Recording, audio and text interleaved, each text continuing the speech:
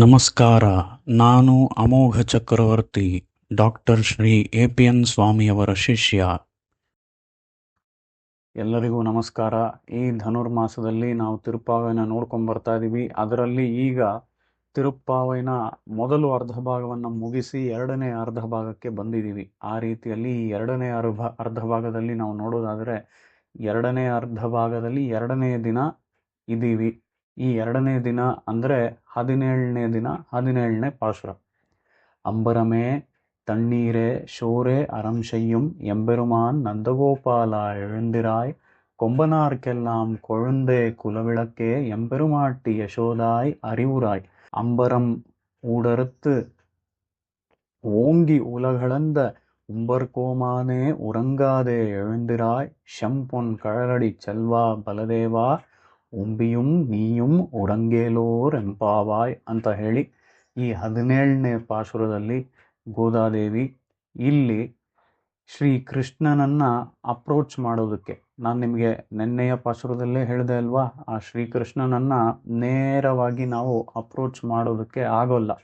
ಹೇಗೆ ಕಂಪನಿಗಳಲ್ಲಿ ಬೇರೆ ಬೇರೆಯವರ ಮೂಲಕ ಆ ದೊಡ್ಡ ವ್ಯಕ್ತಿಯನ್ನು ನಾವು ನೋಡೋದಕ್ಕೆ ಹೋಗಬೇಕು, ಅದೇ ರೀತಿಯಲ್ಲಿ ಇಲ್ಲೂ ಸಹ ಆ ಶ್ರೀಕೃಷ್ಣನನ್ನು ನಾವು ಹೋಗಿ ನೋಡಬೇಕು ಅಂತ ಅಂದರೆ ಅದಕ್ಕೆ ಮುಂಚೆ ಬಹಳಷ್ಟು ಜನರನ್ನು ನಮಸ್ಕರಿಸಿ ಅವರ ಅನುಮತಿಯನ್ನೆಲ್ಲ ಪಡೆದು ಅದರ ಮೂಲಕ ನಾವು ಶ್ರೀಕೃಷ್ಣನ ಬಳಿ ಹೋಗಬೇಕು.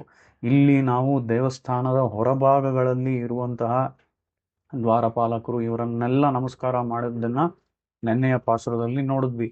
ಇವತ್ತಿನ ಪಾಶುರದಲ್ಲಿ ನಾವು ನೋಡುವಂಥದ್ದು ಈ ಮನೆಯೊಳಗೆ ಬಂದಾಯಿತು ಅಂತ ಅಂದರೆ ಈ ದ್ವಾರಪಾಲಕರನ್ನೆಲ್ಲ ನಮಸ್ಕಾರ ಎಲ್ಲ ಮಾಡಿಕೊಂಡು ಮನೆಯೊಳಗೆ ಬಂದಾಯಿತು. ಈಗ ಇಲ್ಲಿ ಮೊದಲು ಸಿಕ್ಕಿದ್ದು ಯಾರು ಅಂತ ಅಂದರೆ ನಂದಗೋಪಾಲ ಮತ್ತು ಯಶೋಧ. ಈ ನಂದಗೋಪಾಲ ಹಾಗೂ ಯಶೋದೆಯರನ್ನ ಇಲ್ಲಿ ಗೋದಾದೇವಿ ಎಬ್ಬಿಸ್ತಾ ಇದ್ದಾಳೆ. ಅದರ ನಂತರ ಇಬ್ಬರು ಹುಡುಗರು ಒಟ್ಟಿಗೆ ಮಲಗಿದ್ದಾರಂತೆ. ಅವರು ಯಾರ್ಯಾರು ಅಂತ ಅಂದರೆ ಸಹೋದರರು. ಅವರೇ ನಮ್ಮ ಬಲರಾಮ ಹಾಗೂ ಶ್ರೀಕೃಷ್ಣ. ಇಲ್ಲಿ ಬಲರಾಮನನ್ನ ಮೊದಲು ಎಬ್ಬಿಸೋದಕ್ಕೆ ಪ್ರಯತ್ನ ಪಟ್ಟು ನಂತರ ಶ್ರೀಕೃಷ್ಣನನ್ನ ಎಬ್ಬಿಸ್ತಾ ಇದ್ದಾರೆ.